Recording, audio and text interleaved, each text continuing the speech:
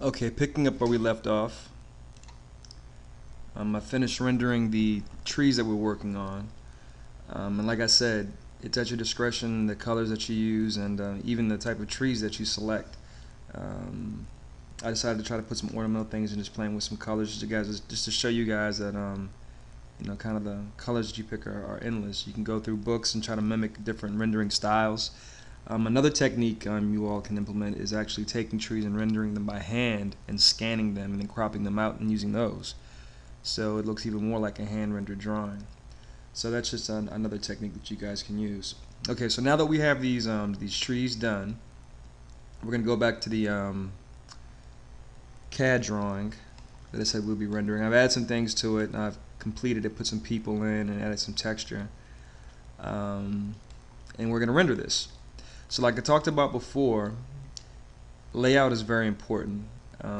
Layout and making sure all your lines are connected and your proper colors are selected using your pen settings so it reads, and layout.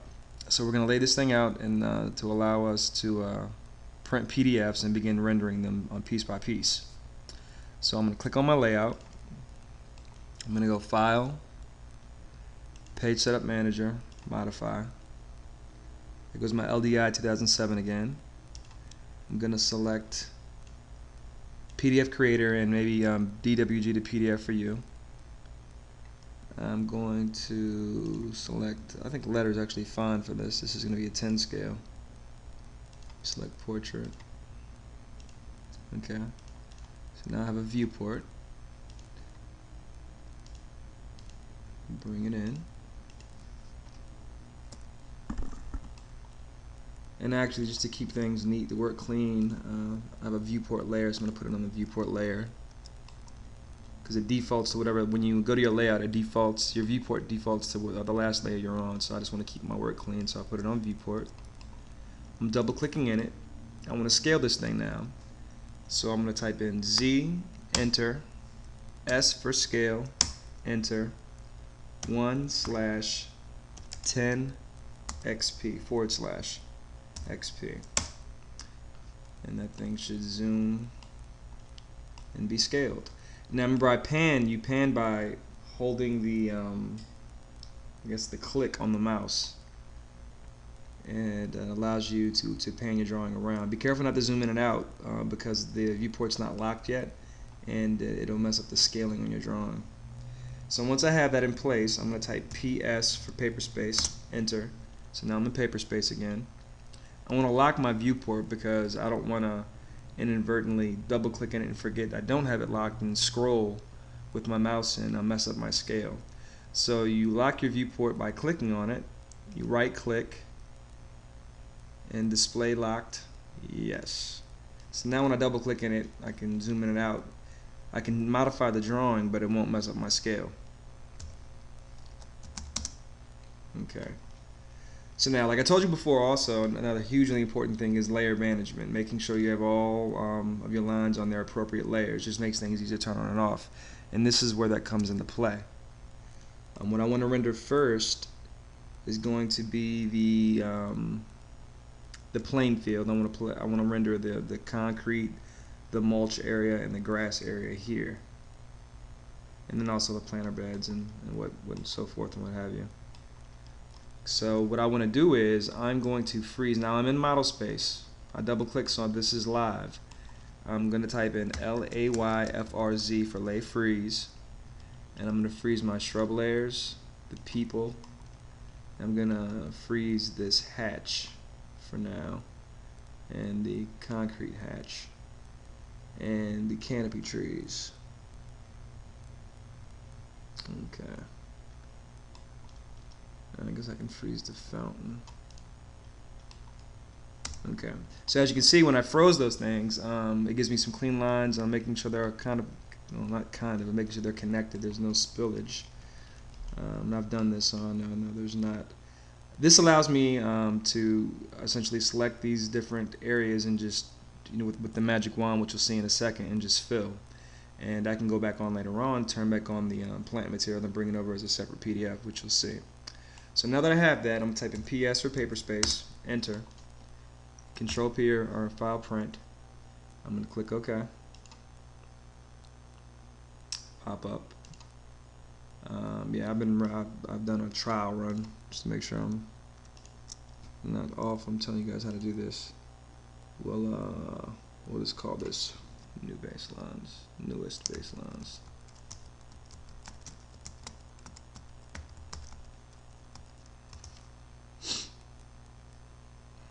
Okay, so mine computer shows me the print after it's done.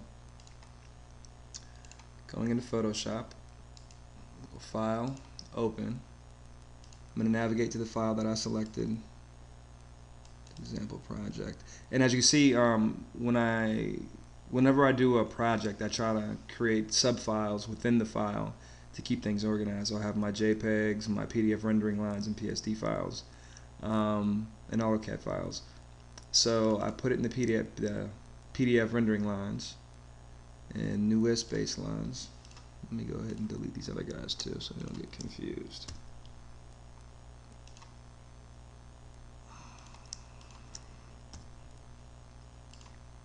Okay, newest baselines open. Now it's going to ask me for resolution. I'm going to go ahead and keep everything at 300 at this point. This drawing's pretty small, so it's not a big deal. And there go our lines, and then it's ready to render. So I'm going to double click and rename it lines. I'm going to come down here to create a new layer, and I'm going to call that white background.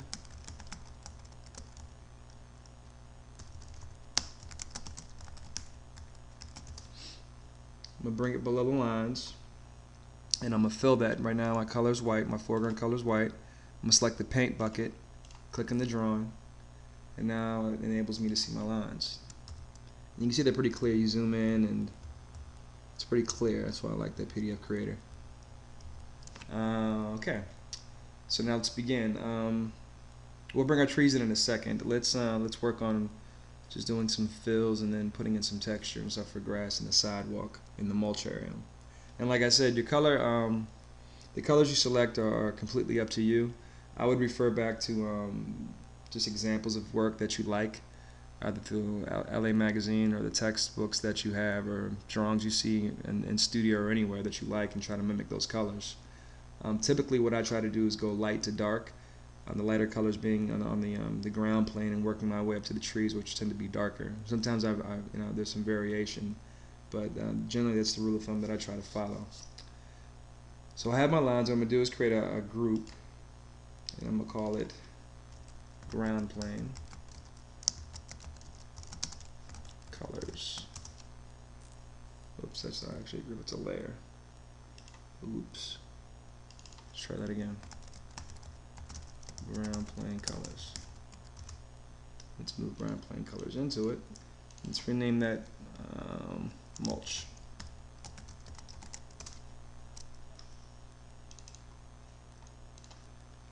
Let's call it mulch color. Oops.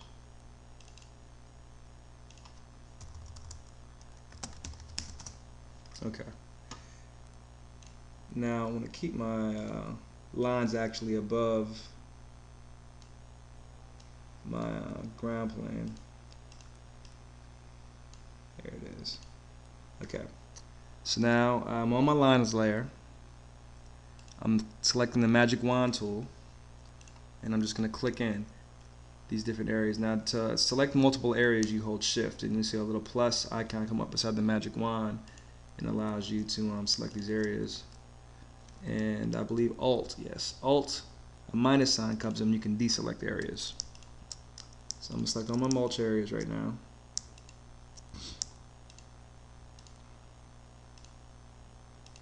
Okay, you see guys how easy that is. I'm going to click back, always make sure you're in the right layer when you put your color fills in, because if you fill no lines, you're in the wrong layer, and when you go to turn it off and make adjustments, you'll have a lot of problems. So always make sure, think twice before you drop color in with your bucket. Always make sure you're in the appropriate layer. So now let's pick a brown color. I don't know, or something like that. So I'm going to pick the paint bucket tool. You're already the beginnings of a beautiful drawing. I'm going to deselect by doing Control D. Now I'm going to create another layer, and I'm going to call it grass color. Click on the lines layer again.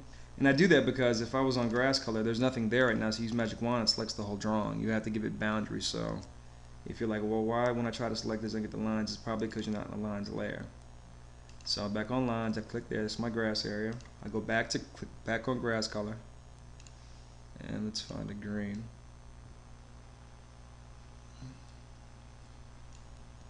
It's kind of willowish. Alright, so I'm on grass color, paint bucket. Boom. So moving right along. Let's do the concrete next. You guys can see how this kind of beats hand rendering it. You know, you're trying to stay in the lines, and as far as speed, it's really hard to beat this. Alright, go back to lines. Boom. And that's why I said it's very important. Very important your lines are connected. And let me give you an example. Let me just break this line, and I'll just Control Z to go back. I'm on lines, right? Say there's a tiny break. It's a tiny break, all right? But when I go to lines and I want to do that fill, it spills through. So it's very important your lines are connected. All right, so let me select that. Do a concrete color. And another thing, I don't know if I've mentioned it earlier in the video, but another technique I've seen people use is to basically take all your marker colors and create a color chart and scan it, and then sample that. Just have it in your color in your library, and bring that up when you do a drawing, and you can use the Eyedropper tool to select the colors. Like there's a color you like, for instance. Say if I wanted to pick that brown again, you just use the eyedropper, and it pops up in your field, and you can do that for anything. So as long as you have a JPEG image or any image that Photoshop can read, you can sample it with the Eyedropper tool. So keep that in mind as well. So we're on concrete color. Let's do that concrete. I don't know. Put like a light gray. And the thing about this too is, you know, what I love about Photoshop is, if you're not happy with something that you've done, it makes it easy to change. I mean, I can just, you know, turn the layer off, or, you know, I can select the whole thing. I can do a Control L or something like that, and I'll show you this again. Control L allows you to change the levels.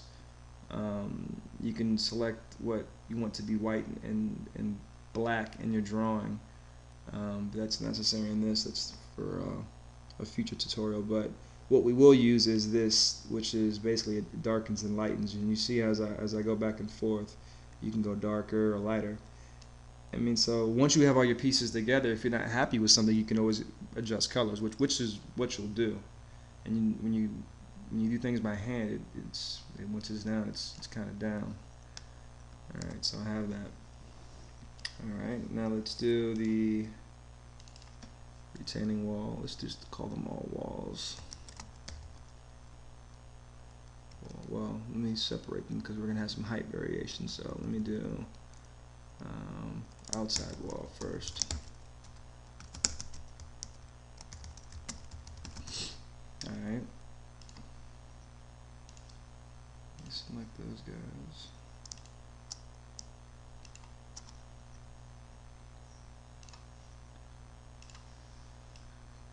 And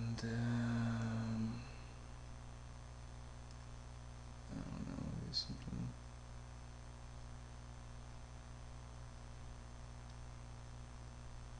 Something like that, that's fine. Alright, boom. Okay. Back to lines again. Let me select here and here. And let me call that retaining wall.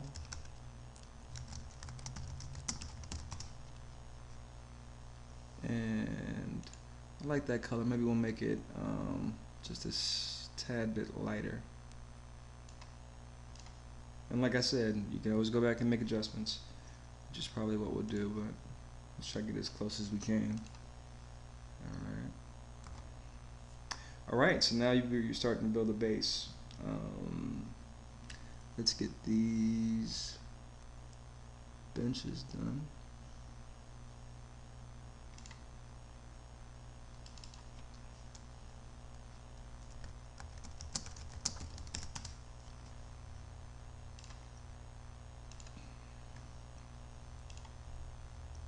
Holding shift to select multiple areas.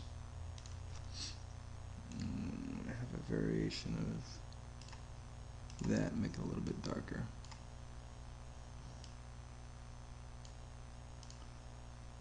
Alright, bench color. Boom, boom. Okay.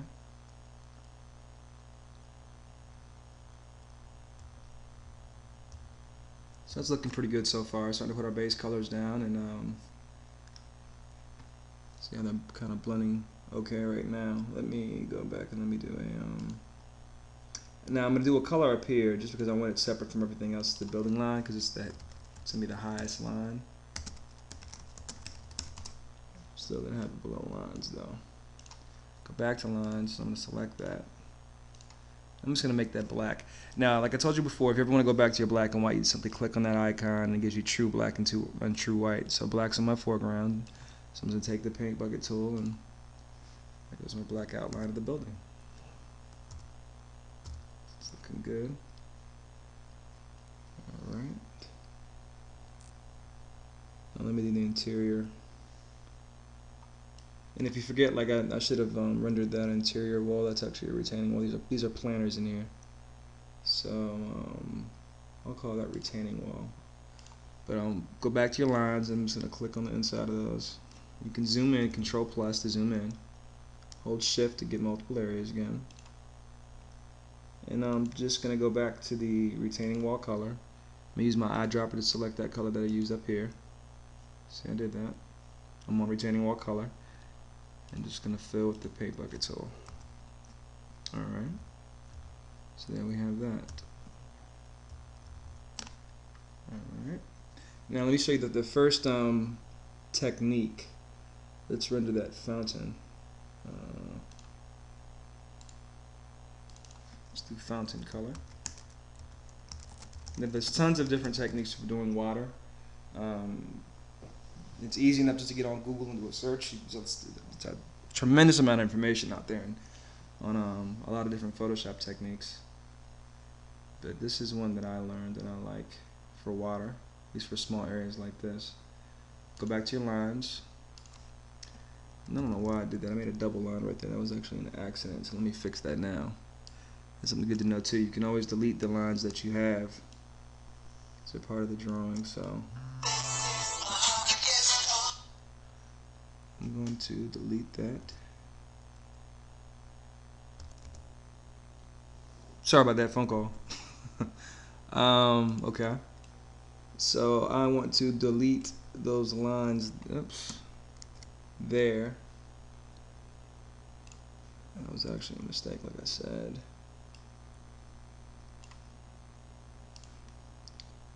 I didn't write the idea the first time.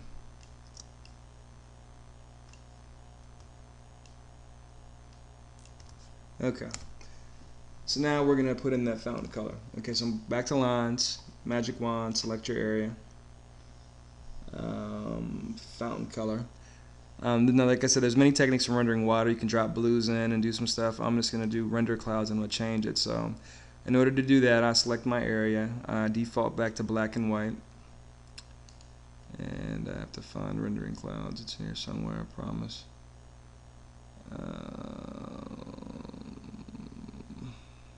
Okay. Where are you at?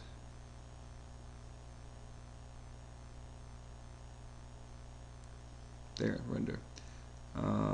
Clouds. Okay, so you kind of have that effect going on. It's black and white, it's probably what you're telling yourself, and we're going to fix that. Okay, so I'm going to deselect that area. On my fountain color still. So what I want to do now is go Image, Adjustments, Hue and Saturation. We use this a lot. The difference is when you do this, we're going to select Colorize, and you see when I hit that, it changed the color. And we're just going to find a blue. that we like. Let me zoom out some as I do this. And zooming in and out is something to be cognizant of. Look, you know, you don't want to, when you work too close sometimes you get caught up in the color. You make sure everything works together.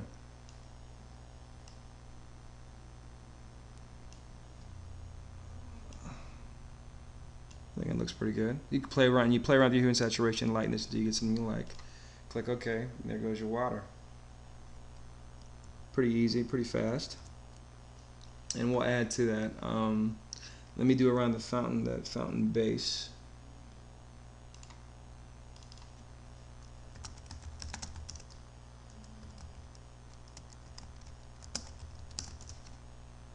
Put that underneath the fountain. Always back to lines. You can see why creating groups and stuff. You'll have tons of layers when a drawing is finished, especially depending on the size of the drawing. So it really behooves you to keep things organized, because you'll be able to find things. And I'll show you a technique here in a second in case you do get lost. You can find out what layer it's on. But so okay, I'm selecting that with a line. I'm back to fountain color base, and let me cheat a little bit. Let me grab that color like that, and there, and back to paint bucket, splash. Okay, there you go. So I'll kind of step back.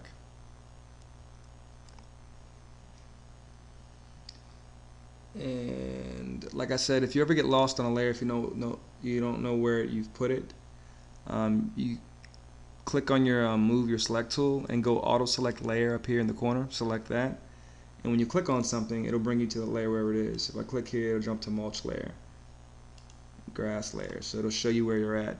Just be sure you deselect it, or you'll keep on, when you click on things, you'll jump back and forth. But if you want to find a layer, that's how I if I get lost in my drawing, I use that to help me find my way. Okay, so let me add a little pizzazz to that water. So I'm gonna go back to fountain color, and just in case we mess up, you don't like what we do, I'm gonna duplicate the layer, and I do that by clicking on it and holding Alt and clicking on it and just dragging below it. And what I do is, this is supposed to be a fountain, so it's supposed to be spitting water. So I'm gonna select white and click on my brush. And I told you guys I use this brush these two brushes constantly, so I'm gonna use this leaf brush. And you experiment with different things. I'm sure you'll find something that works really well for you. And I just begin to kind of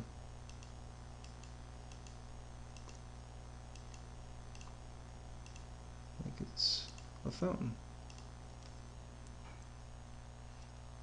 Okay. And then what I'm going to do is, now we're going to drop shadows and all these things. I'm just going to show you, since I'm playing with this fountain feature right now anyway, I'm going to go ahead and show you how you burn and dodge, which is basically lighten and darken a color. So I'm on my fountain color still. I'm going to go here. This hand is either burn or dodge. Dodge lightens rather, and burn darkens. So I'm going to dodge a little bit on this side, make the diameter a little bit bigger. And when you click, you'll see that it lightens up your drawing a little bit. See how that lightened up in that spot. Be cognizant of where your shadows are going to go, because you don't want to have opposite shadows. Even though Photoshop will help you cheat a little bit on that when you do things, when you go back and kind of add your own darknesses and stuff, you have to be cognizant of it. And remember, you can control the size of your diameter by either clicking here and going through your master diameter, or using your bracket keys on your keyboard. So I'm going to zoom in. I'm on burn now. Yeah. And I'm on the fountain color. I'm just going to kind of grab that edge and just begin to darken that up some. And the more you do it, the darker it'll get. Just kind of emulate that dark edge. Zoom back out. That looks pretty good to me. Okay. So I don't even need that backup. But if I needed a backup, I could just turn that off, turn that on, and I'm back where I was before. That's why it's good. If you're not sure about something to do, make a copy of the layer. But I like where I'm at, so I'm just going to delete that, because I don't want to have too much clutter in my drawing. Okay. I said always save, so I'm going to go ahead and save this. and I'm going to put it in PSDs. I already have one there, but we'll just replace it because I have it saved in another place. Okay, yes. So constantly save, because AutoCAD does not have a save and you will lose your work. So get in the habit of saving now. You know, you'll thank me for it later. You'll thank yourself for it later. All right. So we have that. We have some texture, and it's starting to look a little hot, at least to me. Hopefully to you too. And we've done it relatively quickly. Okay. Next, we are going to put some texture. It's called noise, is what we're going to do. Well, let's go ahead and just add some highlights to things first, and then we'll go back and add noise to it. I tend to add noise the last thing I do, because it changes the color of the image a little bit, and it puts these different color variations through the whatever layer you select. So I like to try to do my little my burns and my just little color touch-ups before I add noise. So let's do that. Let's go to mulch. So I'm gonna grab mulch, and there's different techniques, and a lot of it's just me trying to mimic what I would do by hand. So I'm going back to my mulch layer. I'm gonna select that brown color with the eyedropper tool. I'm gonna go a little bit darker. Go a little different, a slightly different shade of brown. It's gonna show. Now I want to make sure that I stay within my boundary. I don't want to have my mulch spill over to the next layer. So what I'm gonna do is hold the Control key. Same thing we did when we were doing the trees, and click on the layer, and it's going to select everything that's in the mulch layer. So I don't have to worry about spilling over. I'm going to go back to paintbrush. I'm going to select a different brush this time. I'm just going to select a regular brush actually. And I'm going to make it a little bit bigger. And what I'm going to do is just kind of hit that edge. You know, this would be probably a lot easier with the pen and stylus, but I don't have that, so I need to kind of learn how to work your mouse a little bit. Be kind of quick with it. All you're trying to do is add some visual interest to it. That's all you're trying to do. And we'll probably go back and burn some of these edges anyway, but let's give it some interest. And some of this is going to be covered up, so you won't see it anyway, but so we'll just be kind of quick with it. A lot of this actually can be covered up with the mulch area, because it's mulch. We'll have plant material on top of it. But still, it's kind of good practice. And you can do things like thin out the brush. I've seen Perry do this a lot. He'll kind of put these in like stripes. You see a lot of rendering books. You just kind of stripe your stuff. You know, just kind of stripe it. I'm just trying to give it some interest, that's all.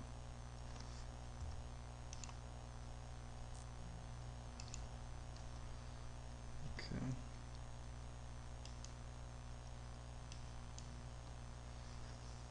Okay, deselect, Control D. Okay, now for the mulch. Now what I'm going to do is, once I have that kind of done, I didn't touch those in there, but those are going to be really covered up, so I'm not worried about it. I'm going to go to filter, texturize. I'm not noise, add noise, or add noise. So it's filter, noise, add noise, and as you can see, you see what it does. It adds kind of different coloration to it, and you can adjust the amount that you want. I think that's a little bit too much right now, so let me take that back a few steps. Zoom out, zoom in. It looks pretty good. I just want to give it that kind of feel, that graininess to it. I don't want it to be too much. Just make it even 5. So I like that. So there goes your mulch. So that was pretty quick. You got some texture going on. It's looking pretty good so far to me. Hopefully to you. So I'm going to do the same thing with grass. Click on it so it's isolated. Use this tool. A little darker. Okay, brush tool. Now you will see this, so but that's alright. We'll probably go back and burn that a little bit more too.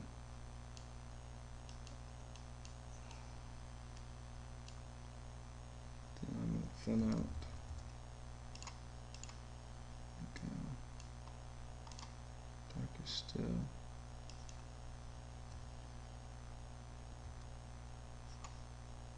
Oops, didn't click to do it that time. Something like that. And you can even add some stippling effect to it. It's my favorite brush.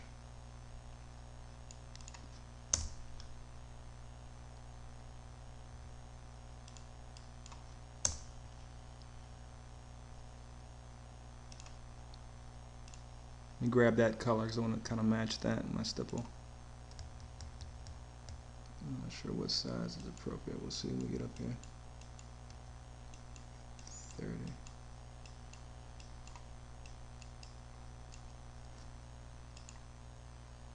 Doesn't need to be too much. Go a little bit darker. Probably should have made a copy of that layer, but I'm hoping that it won't be too bad. Okay, it's looking like something. Okay, and now that I have that, I'm going to select I'm already on the grass layer, so I'm going to add noise to that. Filter, noise, add noise. It'll default to what you had last. I like varying it a little bit, so I'm going to try to make it a little bit less than what I had there. Maybe like a 3. Okay. So it's beginning to look like something. Almost sound like a hand drawing a little bit. A lot faster. Okay. What else can we do while we're here? This the rose mosaic. My original design intent for this was to have a glass mosaic, colored tiles. And when this is all done, I'll show you what. I'll skip ahead and I'll finish it. We'll just start and put the trees in and drop some shadow and stuff. But I didn't do it because I didn't want to take the time. Honestly, I was out of time and I was just tired and I didn't want to be in studio all night. So I just did it as the different color pavers. But I'm gonna show you a really cool technique and show you just kind of the power and versatility of Photoshop that I actually learned while doing this tutorial for you guys, and show you how versatile Photoshop really is and how powerful it is and how much you can do with it. Okay, so we have this going on. So now I guess we can begin to work on some of the plant material. We'll do that mosaic last. Okay, so let me minimize this. Let me get everything ready. Let me put another group, and let me call this plant material. Okay, let me minimize this. I have our trees open here. Now remember, just because you don't like a tree color, you don't think it matches what you have, you can always adjust it with Hue Saturation. So keep that in mind. So for this, I think I selected for my drawing. I'm trying to keep it the same. I think I selected that guy. So, okay. So I'm over here. I'm on this drawing, and remember I said you can use Auto Select to pick your layer. So that put me on tree 8. So I'm just going to select the group over here, click on the group, deselect Auto Select. So I'm on move, and I'm just going to simply drag it over. Boom. So there's your tree. Okay, let me maximize this. Now I'm going to keep this here. I was kind of got ahead of myself a little bit. Let me go back to AutoCAD and double click in the viewport, and up here. Now Viewport Freeze, now you'll notice you don't see the layers in here, but if I click on model space, they're not gone. I didn't freeze the layers, I'm just freezing space. I'm freezing them through the viewport. It's a difference. So you're double clicking your model space and you click on your layers menu, and you see they have these little frozen icons beside it. What I'm going to do is I'm going to turn back on my my trees and my shrubs. Boom. And actually I can freeze everything else. LAYFRZ. That's I'm going to freeze the building and all this other stuff that I don't need. I don't need that. Because really this is just going to be a marker. And I'll keep the fountain on just so it gives me a frame of reference so I can kind of line it up. So PS, enter. Oops, okay, PS, enter. To go back to my paper space, and my Control P. I'm going to print this thing off.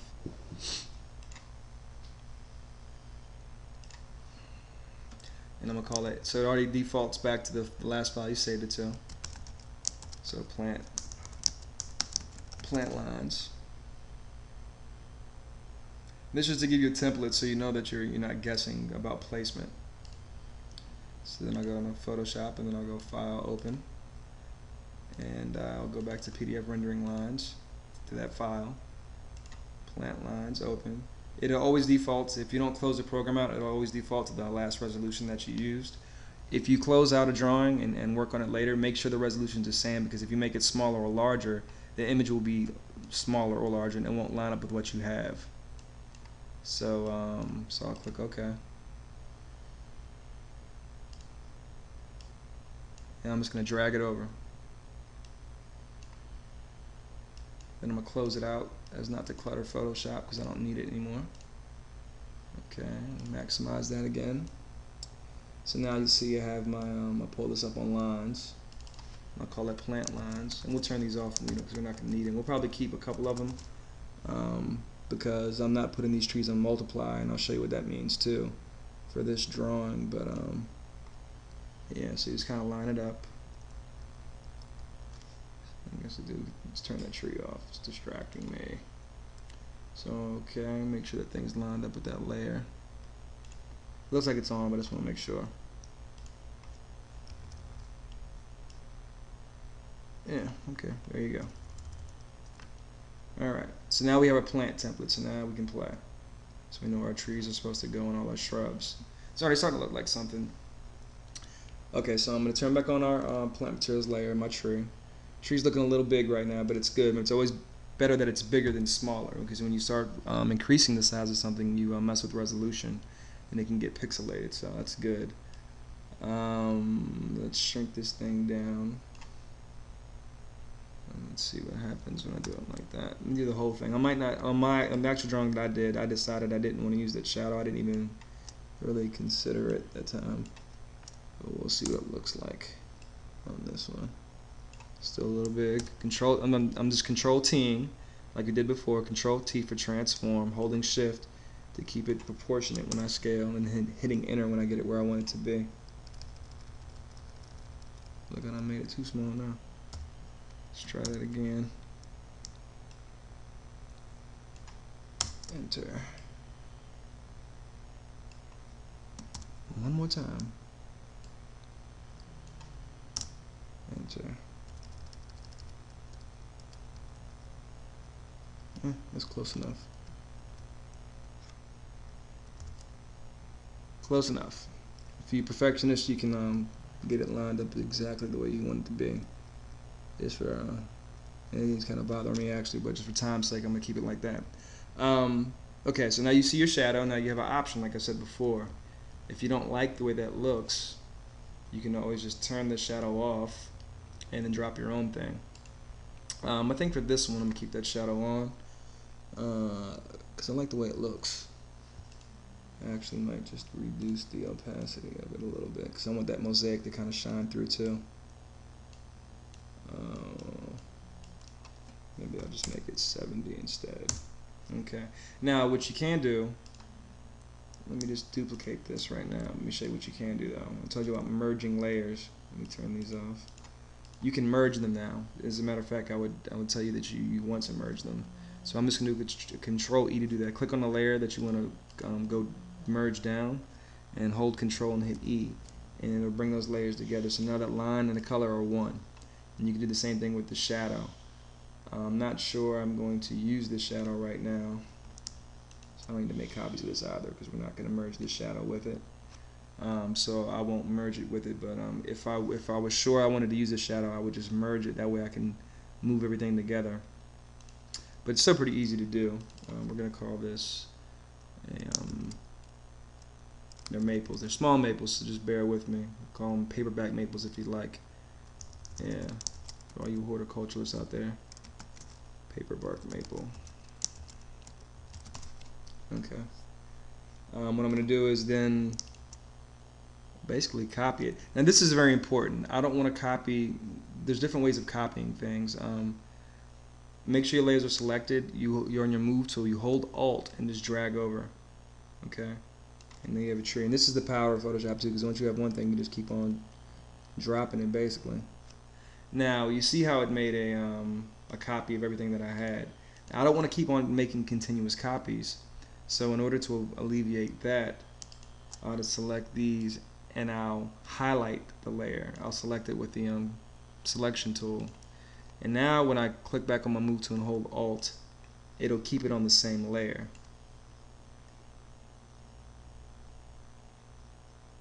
Did it keep it on the same layer? No, it didn't. I lied. Let me merge these. I guess they have to be merged. Learn something every day. Let's merge that.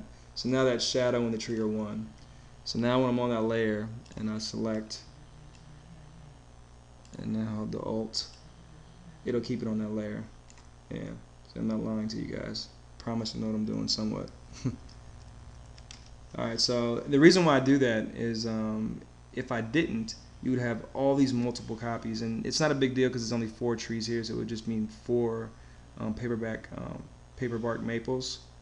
But when you have all these shrubs, you don't want to have 20 different layers of shrubs. You can just have everything on one layer, but you don't want to have everything on one layer, because if you make a mistake, you want one tree that's untouched that you can go back and adjust. So that's my rationale for that. Because if everything was on one layer, if you never left it a parent layer, I call it. If you wanted to make a modification or move that shrub to something else, you had to kind of crop around it because everything's connected. So always leave yourself a parent layer to copy from. All right, so I'm still on. It's still highlighted. So I'm gonna do the Alt. Click again. And then when I'm doing this, I'm holding Alt and I'm left clicking and I just let it go. Hold Alt to do the copy, so that's where I want it to be. So that's looking pretty good. So Control D to deselect.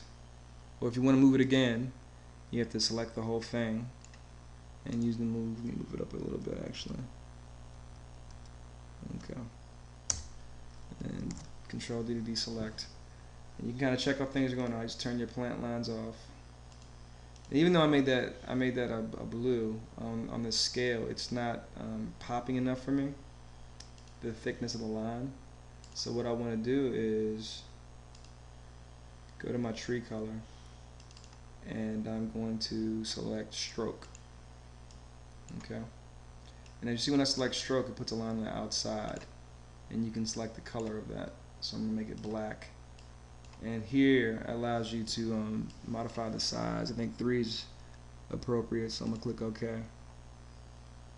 And I'm gonna point to that and I'm gonna hold Alt and bring it up. I'm holding Alt and holding the left click and dragging it in, so then it copies that function to my other trees. So then when I turn the lines off, you still have that thickness and kind of that heaviness and that weight to it. And something that I'm noticing that kind of sucks is that it looks like it duplicated. Oh, yeah, that sucks. Because I merged everything, because I merged the shadow with these, it's actually putting a stroke around the shadow, and I don't want that. So that shadow's cool, but maybe not for this. So what we're going to do is we're just going to remove the shadow, and this is why it's important to have a parent plant. I'm just going to delete my other copies, the first 2. I'm just going to kill that shadow, and I'm going to make a copy again to bring it over.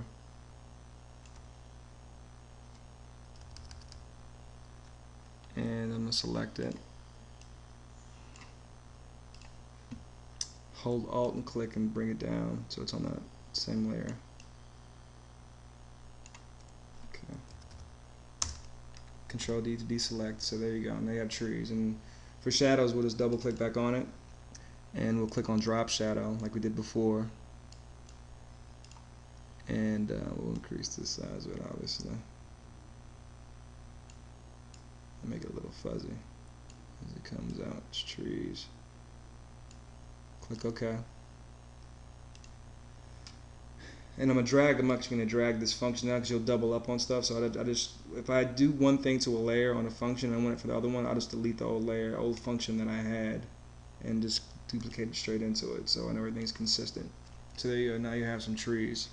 And like I said, if you don't like the way those trees look as far as color is concerned, what's cool about it is you can just go image and adjustments and hue and saturation again, and play with it till you get something that you do like, that you think looks a little bit better.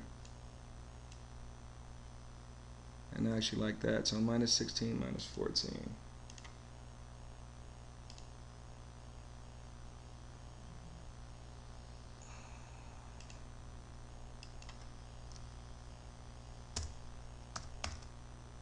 And then minus 14. Okay. It's looking more chromish to me. Like, I like the way that looks better on the screen. Okay, so you have that. You have your shadows, and you're starting to see how this thing is beginning to build. And like I told you guys before,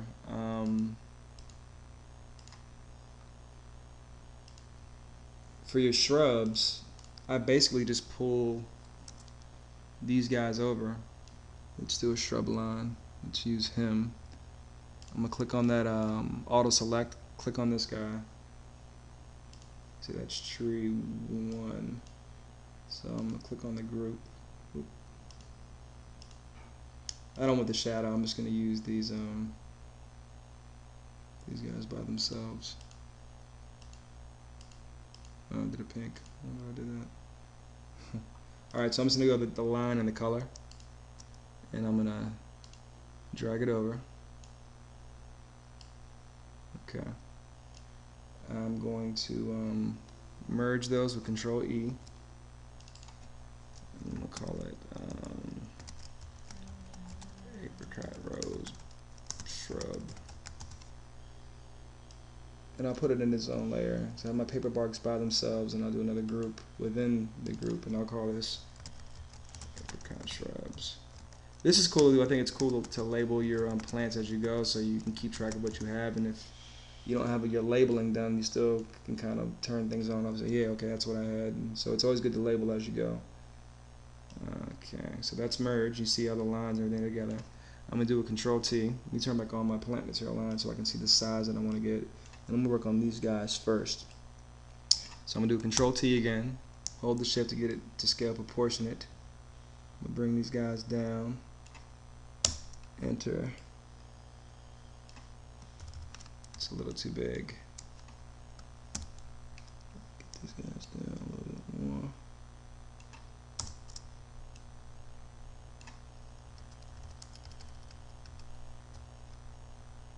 Let me make it a tad bit bigger than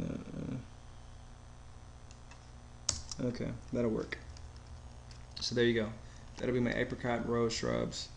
And the same thing. You do the exact same thing you did before, which is to make a copy of it. Bring it over. I'm gonna make the apricot rose shrub copy. And then I'm gonna select that copy. Hold Alt, left click, and just drag them things down. And as you can see, this kind of beats hand rendering. It's static right now. You can always go back and add variation to it after the fact, and we'll add some color to it too. But still, once this thing is made, you can just, you drop. And you know what it's going to be, you know exactly what it's going to look like, and you can control the shadows, and just, to me, it makes life a lot easier. Okay. I'm just going to show you a few of these, and I'll show you the finished, where I finished at after the fact. Okay, so you have that. Deselect. Okay, so you're starting to build these things up, so it's starting to come together a little bit.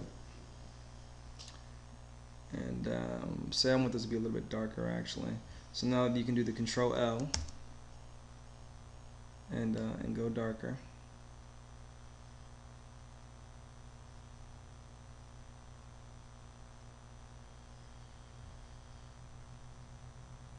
Actually, let me do a hue saturation on that too. Make it a little bit more blue.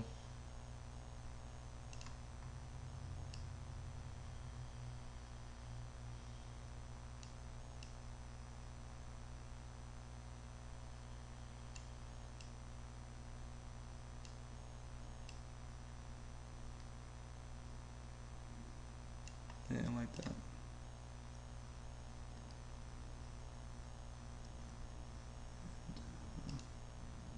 Oh, I do like that, but I didn't remember what I put my adjustments on. So pay attention. Don't do that. Alright.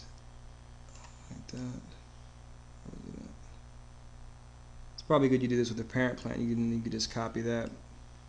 Just kind of rushing. So 25, 30, 23. 25, 30, 23. 25, 30, 23. What is it? 25. Is it minus 23?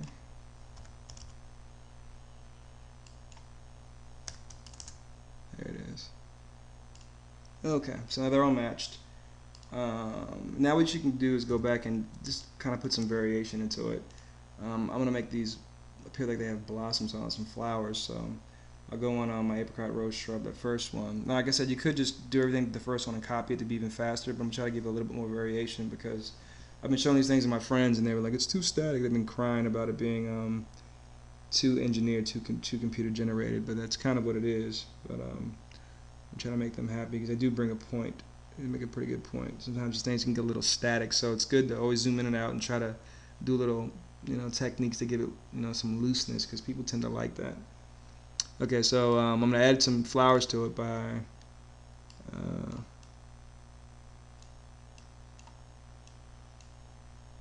picking a color that I like.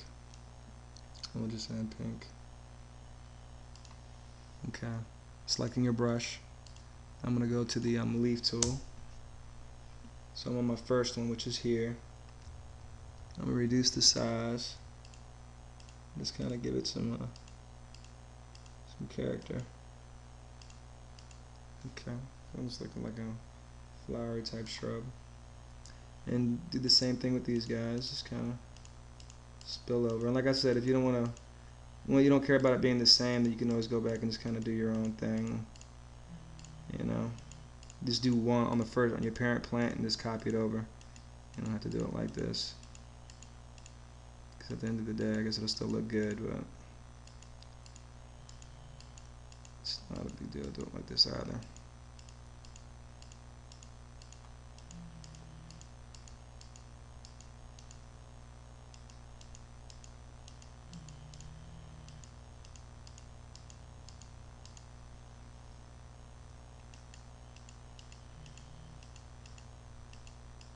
Blah, blah, blah, blah. Okay, you guys get the idea.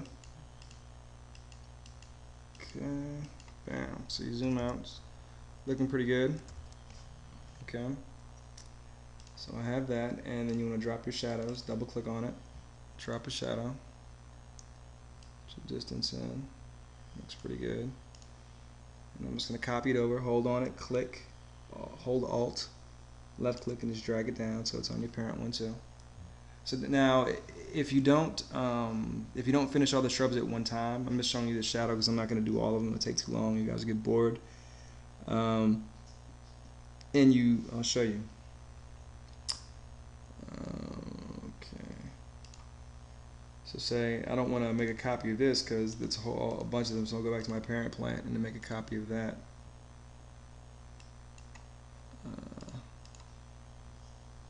There.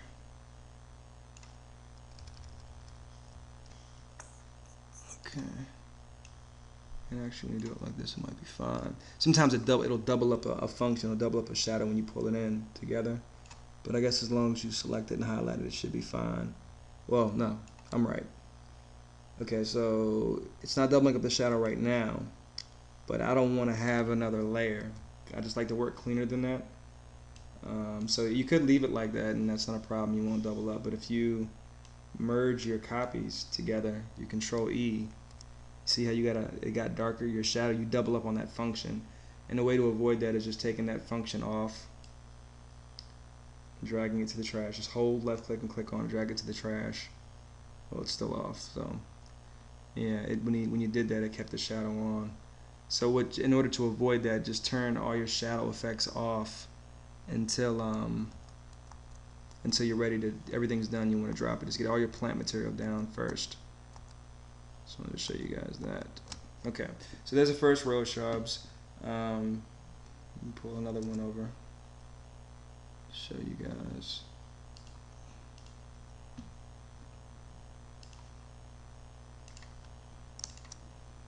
and you hold shift to click on the multiple layers. Move tool, just move that thing over. We're gonna merge it, Control E. We're gonna get it out of the apricot rose thing. I'm gonna call this Laripe.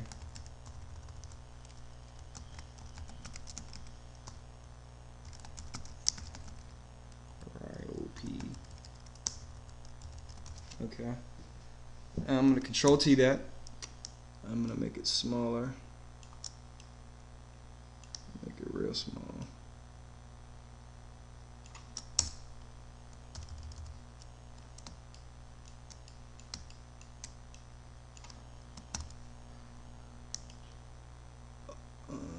Well, actually, I'll make these shrubs here.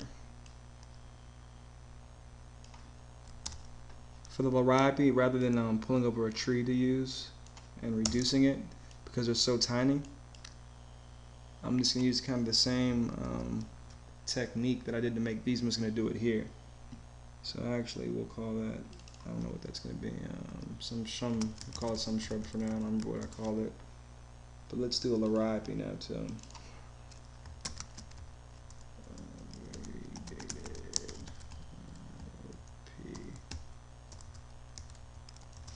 Okay, what I'm going to do is just take a circle, try to get it the same size as that. It looks good. And I'm going to pick a color. Keep in mind I'm on the variegated Laripe layer, so I'm not on the wrong layer. Make them a little bright. Why not? So I did in the other one. Use my paint bucket tool, splash the color darker, and I'm going to use that. You can also burn the edge, but whatever. Whatever floats your boat, burning or using this. And I'm just gonna kind of do that. And that's a little much. How about doing like that? And then I'm gonna do a little small dot to give it a center point. I'm just gonna kind of guesstimate where that is. I want to have a small dot to it. So there's a center point. Good to have that with plant material.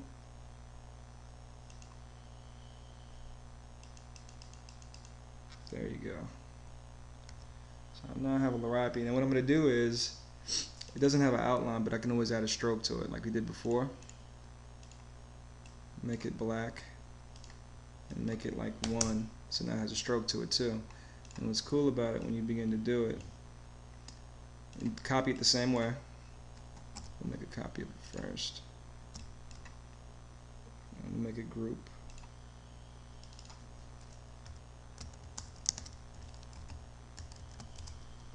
And bring these guys into it. But when you do it like this, and you let them touch when they have a stroke on them, you see that? It brings that edge in so the stroke follows. It doesn't just connect all the way around. It draws it like it's supposed to draw it. So that's really cool. Okay, so right now I'm just going to move this guy here and just begin kind of making copies of it. Bam, bam. Just holding Alt and just clicking. That's all I'm doing. That easy. Zoom out. I think it looks pretty good from a distance. Bam, bam. Bam. Bam. And so on and so forth. I'm not going to bore you with that, but so on and so forth. And that's basically how you build your plant material up. I dropped the shadows on the trees, and you would do it for all your shrubs. And then you could also do it on your building color. Same thing. You're just going to drop that shadow. Obviously, the distance will be a little bit different. You know, kind of do it like that, and begin to give your drawing depth. Same thing for your plant materials. On your ground plane, on your retaining wall color, drop a shadow, give it some distance. It looks good to me. And I'll put that on my outside wall as well. And I'm actually going to put my outside wall color on top of my retaining wall color. Yeah, I like the way that looks better. And now you're creating depth, and it's that quick, so you don't have to worry about shadow position. All the shadows are going to be cast in the same direction unless you draw your own. That's basically how you're going to do that. And you always zoom in and out to kind of make sure the drawing is looking good.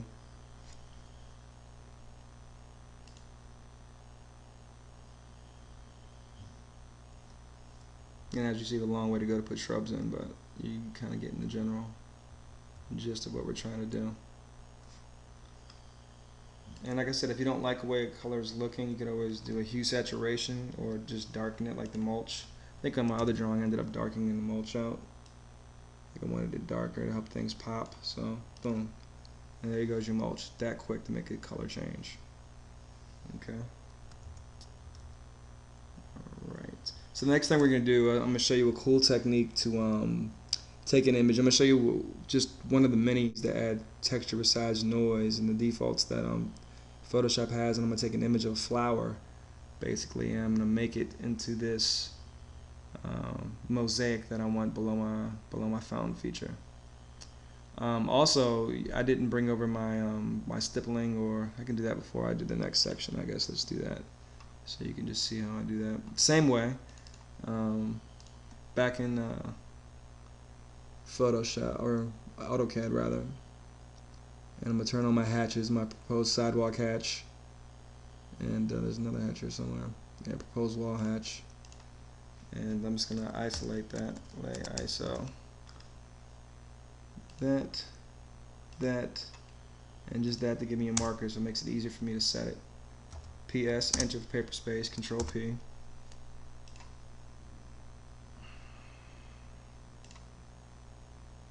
And I didn't bring my hatch over earlier because when I did my fill, I would have to fill it in between each individual line, so it didn't make sense to do that. So I'll just bring it over as a separate component. That's why I say it's powerful to have as much layer control as you can. So then I'll just bring that over. Have my hatch. Default to 300. Okay. Boom. Bring it over. Close it out because you don't need it. Don't keep unnecessary files open. No, don't want to do anything to that. Bring this layer up to lines. Hatch lines. Get that thing centered again. There it goes. And there goes your hatch line, and I would just delete that fountain. You don't need that anymore. You actually do that for your plants too. You don't need it for plants. There you go. Looks better. So there, now you have a hatch to it too. And you can always go back and burn the edge of that too, like we did before, and add things as you begin to build the drawing. So the next thing we're going to do is something that looked pretty good so far, I think. Next thing we're going to do is to build that mosaic.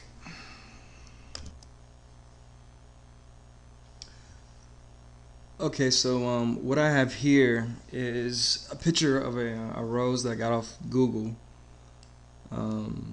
Close-up of it. Now, there's different ways of doing this. You can crop it out, but play with different ways of doing this, and all that's really not necessary. What I'm going to do is go back to my drawing on my move tool, and going back to lines, I'm just going to drag my lines over to the rose drawing. Okay.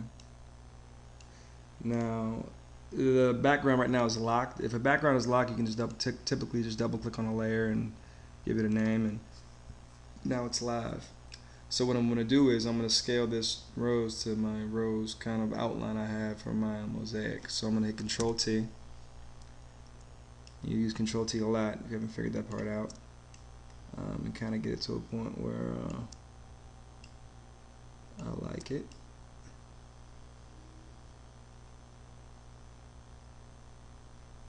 I think that's good enough. Hit enter. I'm going to go back to my lines, and now I'm going to select all the areas that I don't want the image to appear.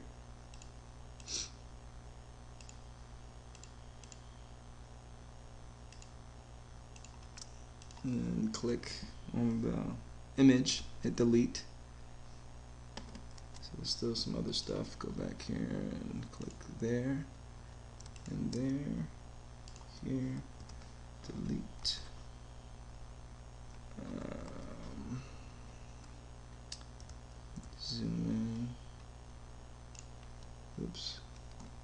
back on the line layer. Here, here, delete. And then let me get back to lines and do this. Boom, boom, boom, boom. Back to the image, delete. Okay, so now I pretty much have a rose that I can work with that can turn into a mosaic. Now this is a cool part. I mean, that's basically just a photograph of a rose. My design intent was to make a mosaic and have these cutouts, and those would be grout lines essentially, and it'd probably be represented slightly different than what I'm going to show, but I think this gives a representation or a visual of how it could be, so people have an understanding of what I'm trying to do in this design and what you're trying to do, hopefully, in conveying your ideas and your own designs. So this is just one of many techniques or textures you can use. It's filter, texture. I'm going to click on, doesn't really matter which one you use. I think it's stained glass.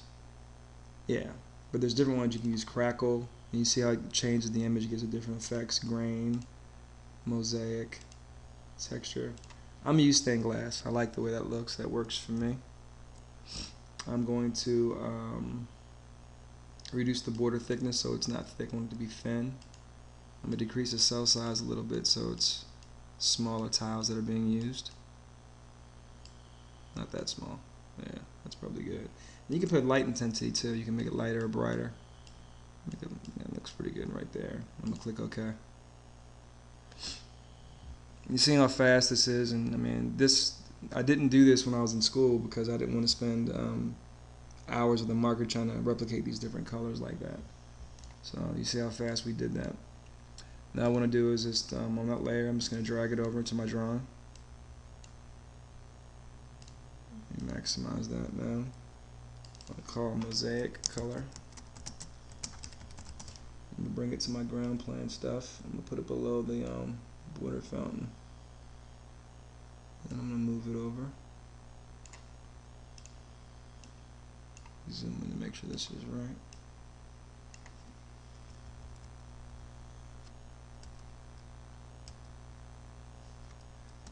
Zoom out.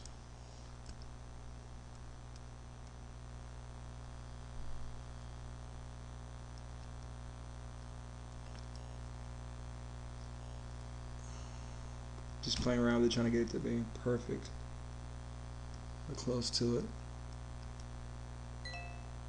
Okay, that looks pretty good.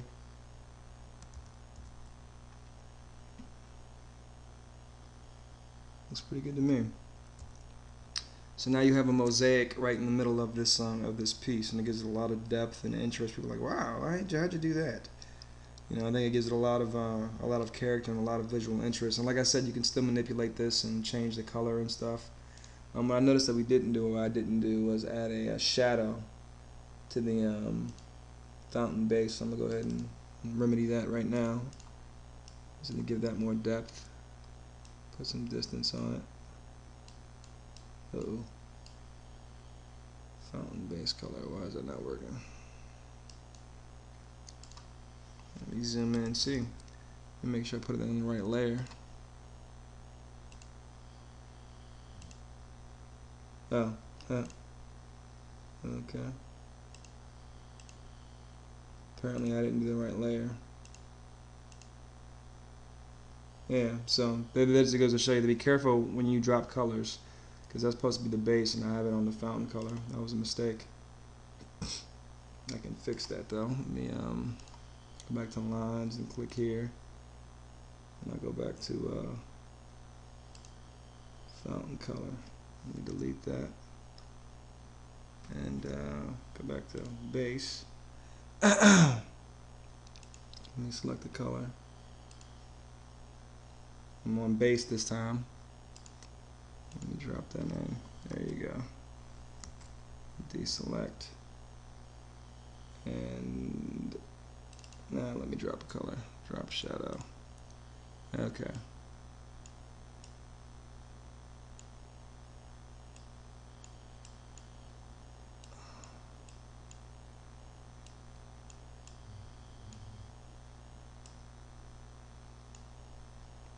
There you go. Now you have have a shadow on that fountain. And that's basically what you do. That's the basic start to this. And like I said, you can go back and play with different things, and you know, go back and darken like the grass, for instance. You think that edge is dark enough, you can go back and burn it. You know, a lot of it's just kind of eyeballing and getting these things to read better after the fact. You can go back and begin to burn that grass some. See how that's working. You know, it just helps it read. You know, yeah, it looks a little bit better. You know, stuff like that. And you can burn the sidewalk. Go back and do things to burn the sidewalk and give it depth. The concrete color.